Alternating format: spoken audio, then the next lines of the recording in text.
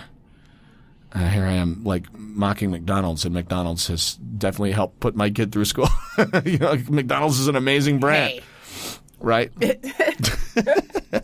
they're iconic. In particular, what I love about McDonald's is that they're so regional now.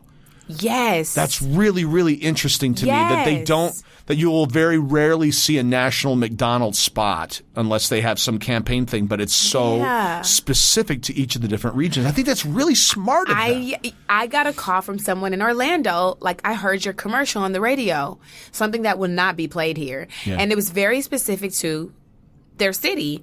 They requested that McDonald's make a chicken burger. Really? The city or the state, I'm not sure if it's the whole state of Florida, but the people asked for a chicken burger, and they did it. And I did the commercial for the chicken burger. And I was like, oh, my God, thinking we're going to have a chicken burger at McDonald's. That's amazing. And then I read, and I was like, oh, this is only for that region. Just in that one region. We're not getting a chicken burger. Yeah. Right. It is. It's very regional. I was like, well, that's great. Yeah. And then I thought about it, like, God, there must be a lot of McDonald's commercials that I've done where those things are coming out here. Yeah. They have their own, they have different products, different areas. And so that's what Yeah. And the regional ad agencies that handle that know that market and know that community and know how to serve them best. It's really interesting and it's cool because, with a McDonald's spot, you're gonna get session fee and that kind of stuff, but it won't run necessarily long because their menu is always so transitional. It changes and then it's gone and then But there's value in the variety of it, and it's kind of and it's nice. And that's why they have so many freaking commercials. Oh my gosh, yeah. That's right. It's like Macy's. They have a sale every week. Yeah. And a different commercial for the sale. They spend so much money. I mean, even on television, I'm like, they just had a sale last week. Yeah. But it's a brand new commercial. Brand new spot. President's Day. Brand new spot. St. Patty's Day. Mother's Day sale. Heads up. Brand new spot. Brand new spot. Yep. It's fascinating. Yeah. It's really fascinating how ad buys work and the difference between a wild spot versus, internet usage and all that kind of stuff. I still haven't figured out internet usage. I think it's just like almost a buyout. Okay. That from my experience, it's just that. Like it's a rate for a year for internet use, which is a long period of time for the use. But if you compare it to, the cool thing is if it's bundled as part of it's national network, internet, all that stuff, then you'll see a separate check. But if it's just for internet, then usually it's like it's rather than a cycle or that idea, it'll be for an extended period of time, like a year, and then it'll pop up. Or, who knows how some of that stuff is used? I don't. Yeah. I have an Orkin spot that's out there that was a radio spot that got moved to internet, and I don't even know where that is anymore. It just all I know is when I get a paycheck for it, I'm like, oh, I didn't know that was still out there. Cool. Oh, but who knows? I just wait till they come in the mail. It's all right, great. What's this for? With your animation and video game work, have you done motion capture? By the way, do you do that stuff? I have done. Oddly enough, when I was a dancer, I did a video game, like actually as a character. So I had to go in and do the dancing for the character, but I haven't done VO for it. Oh, wow. Yeah. Very cool. Yeah. And I don't get animation work. I just do not get it. And I'm like, what am I doing wrong? So I think I should take your class or like somebody's class. I have not booked animation work either. So I don't know that I'm necessarily I've got to figure this out. helpful. Animation is a tough nut to crack. I think that's what it is. I don't necessarily think that I suck. I think that it's just that cracking into it. Yes. Yeah. So. It's well, how do you prepare your audition? What are you doing? I really just sit there and figure out different octaves and voices and ways to do it before I choose one. Mm-hmm. And then sometimes I get in the booth and it comes out differently and I'm like, oh, okay, I'll stick with that, or I'll just change it, while I'm in the booth. Yeah. Try different things. Yeah. Because I find that sometimes I practice and then when I get there, I'm like, God, how did I do it? Oh, wait. man, yeah. And then I'm like, that's not what I did. And so but I will practice it, especially if it's, sometimes like I'll get one project and then they'll like choose 3 of the characters. They were vastly different, but I had to figure, I had to really like play with my voice, figure it out. Okay, that works. Yeah. Does she sound 9 or does that sound like she's 6? Like, because it's a different sound, so I have to play with my voice first and then get it to where I want it and then go in and and sometimes I'll do like a full read and be like, no, I need to do that over. Like, that's not her, Yeah. So I'll just play with things. Yeah. Yeah. Usually with pieces like that, I end up recording at home. Okay. And I'll do those auditions from home just because I want to take the time to craft. I know, yeah. What I know your setup has changed at home since you moved, but what did you have set up at home? What was your home setup like? I had my mic and everything. And what kind of a mic did you have? That's a good question, Kiff. Let's see. I'll look it up. But I would have my mic and everything set up in a closet. Mm-hmm. And I got the best kind of like acoustic in there.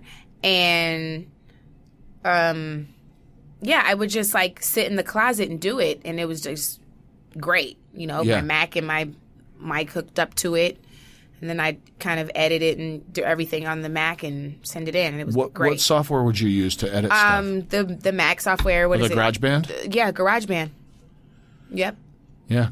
It worked for me. I mean, I'm not an editor, and I don't know like all the. So I was like, oh, let me figure GarageBand out, and boom, done. Send it in. And you sent it to the agency, and they're like, great, thank you, perfect. Yep. Yeah. And now that my sound sucks in my place, I haven't used it in forever. So I'd love to get back to it because it's the most frustrating thing when you like whenever we have street cleaning or there's construction going on next door. Forget it. I did a couple audiobooks at home, and the neighbor's dog. I can't tell you how many things that dog would. I'd be on a dogs, the freaking helicopters. Yeah. The advantage of the home studio is compromised by being in your neighborhood. I know, and so it's funny because at my last setup, I had that noise issue, but then the rest, like if it was quiet outside, I was fine. Yes. But now I have the buildings like it's just awful. And then I have in my bathroom, there's a fan that has to run 24/7. I can't turn it off. Oh my gosh! You can hear it from a mile away. Yeah. Through the mic, you know what I mean? I can go to sleep because I can't hear it, but the mic, forget it. It's the most annoying thing ever. I want to tell you what kind of microphone I have. Right now, Candice is furiously looking through her phone to find the picture. Because I'm like, I should know this. Is it a USB mic, or do you have you have? Okay, great. So it just plugs right into your computer and goes from there. And I forget somebody I was asking around, and they were like, just get this one. It works great, and it does. It's amazing.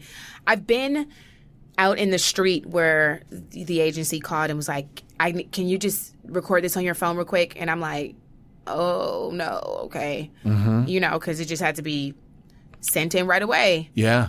And I'm out in the street, you know what I mean? And they needed it in a half an hour or something ridiculous. Something ridiculous like that. I had one time where I did that, where I was like, sure, I'll just record it on my phone. Yep. And I sent it, and I got a phone call about 15 minutes later going, hey, thanks for sending that. any way you can get to a microphone. Oh, I was like, work yeah, out. it didn't quite work out. I mean, I'm not on an iPhone. I'm on a Samsung, but like, I thought the quality was okay for what it was, but I think they were going to try to lift it. So it was less of a sample and more of a, we need a professional sounding read like now.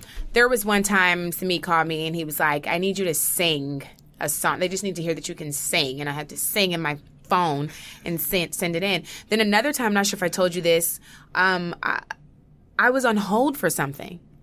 And the client called and goes, can you have her do the read again? I was already on hold. Man. Like at work. Can you just have her do it again with this direction? I'm like, so I had to go in my car and do it on my phone and send it in real quick. Oh, man. It was crazy. Did you end up booking it? I didn't. Oh, man. So it was like they held you, but I mean, with these... The agent goes, I sent it in, and now they're asking me for a 60-year-old woman. So, yeah, so they didn't know what they wanted, I think. Yeah. So I wasn't, like, completely, pissed, but I was like, and it was a TV spot, so I was like, guys, my microphone is called a Yeti USB blue microphone. You've got the Blue Yeti. Great. The Blue Yeti. Yeah. Great. The company Blue does really, really great microphones. Okay. And the Yeti's a nice mic. Yeah, someone told me that's what you get. Mm-hmm. And I got it. And I like it. Except I don't use it anymore. Right. And I think I paid $140 for the whole setup. It was the Blue microphone it came with the headphones and the condenser. Yeah. Wow. So everything together was like $140. That's terrific. Yeah, Amazon. There you go. It doesn't take a lot to get started to have a home setup, and Nope. And the quality's good. It's better than it's been ever. And I used it for I told you I produced that sketch pilot. I used it for some voiceover stuff for that too, and it came out amazing. And I went and mixed things with music and the voiceovers I had actors doing. Yeah. I had them, sit down and do the voiceover. Yeah. And then I mixed it with the music, and it came out perfect. Like, I was like, yes. I was so impressed with myself. It's like, this little microphone, I mean, I didn't know how else it would have been done, but that was it. That microphone got it done. So that's great. You want a home setup, and it's not huge. Right. That was me in my closet. It's amazing how I remember when I first started doing this work, you were staring down at least having to pay $1,000 to get something functional. Wow. At least. That's assuming you had a home computer, and not everyone did. Oh, yeah. And had a home computer that had recording software. And then where do you get recording software from? Wow. So I think Apple's made so much of that affordable and accessible and easy to like use and figure out. Apple. Wow. Yep, because there's no when I was in New York, there were actually, most of my auditions were in someone's studio. I want to say I did more auditions at people's studios than I did in CESD's studio. Really? So it was more outside casting director offices? Yeah. Mm-hmm. That's fascinating. I think I did more outside. I wonder, is that more the market in New York? That seems to be the case. A lot of those recording studio or the casting directors have, because here in Los Angeles, a lot of those studios. Yeah. Yeah. There's a handful of casting directors. There's a handful, and I've probably been to all of them. And I do more. Yeah. I mean, we're at CESD or at home more than outside studios. Yes. So exactly. But in New York, I was I would say at least 60% of the time I was outside studio. Very cool. Yeah. Interesting. So and the thing about CESD in New York, as for us, it's less animation auditions, less. Yeah. There's games, but not a lot of animation. They use a lot. I mean, in New York, they're calling names or people that already are established in animation. Yeah. And that seems to be the case here. I mean, I get auditions for animation. I get way more here than I did there. Yeah. So. Because I would ask for them. I was like, I want to do some animation. They're like, oh, we don't really get. Yeah. They told me, they're like, unless you're already, they're not calling for that. They weren't even calling for it, So I'm grateful for the auditions here, the animation auditions here, because at least I have a chance. Yeah. That's it.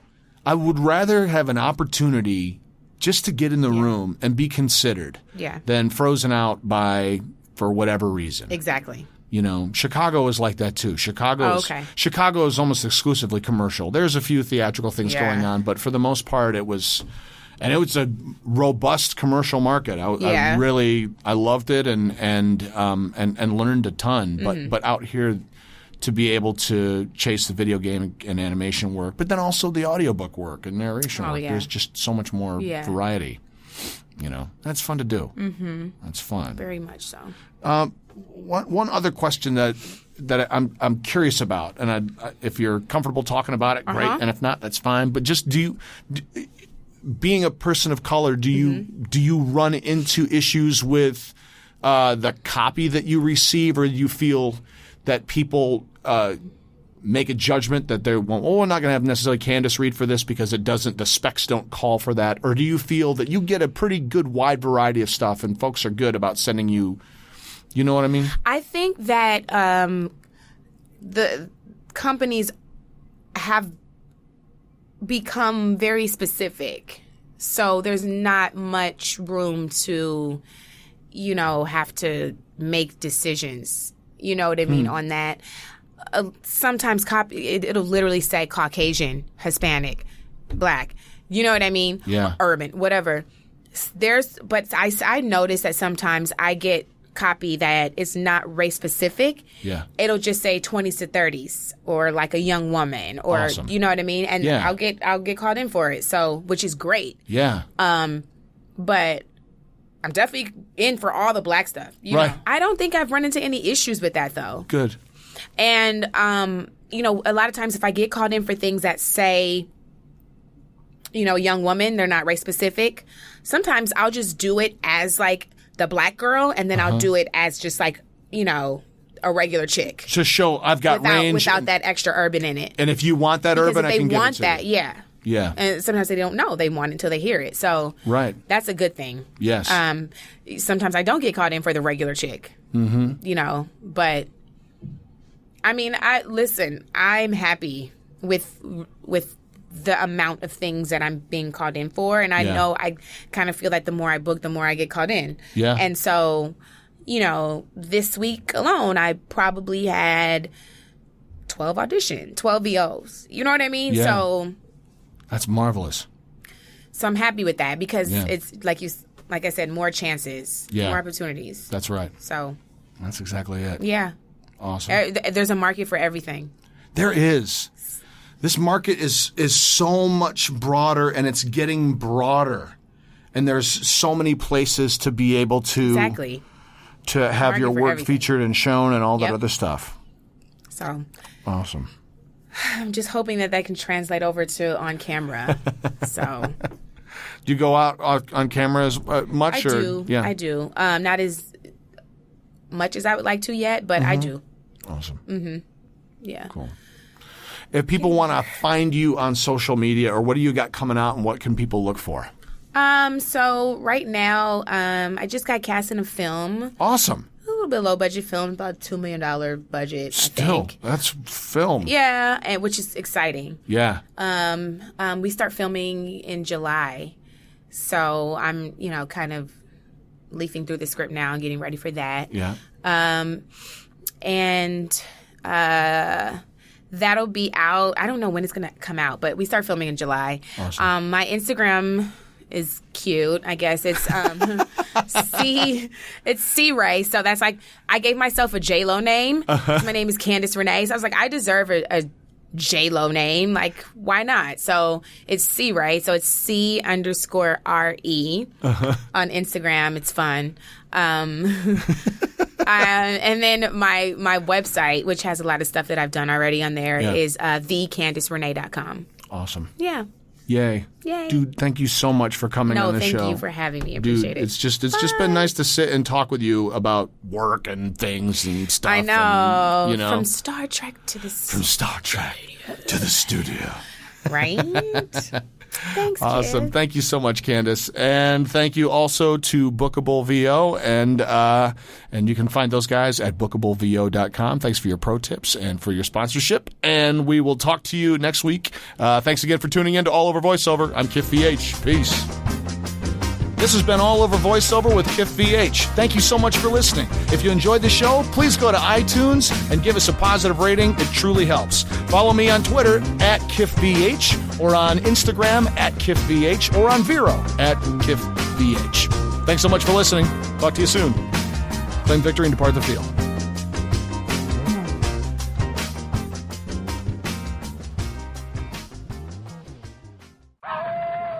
Werewolf?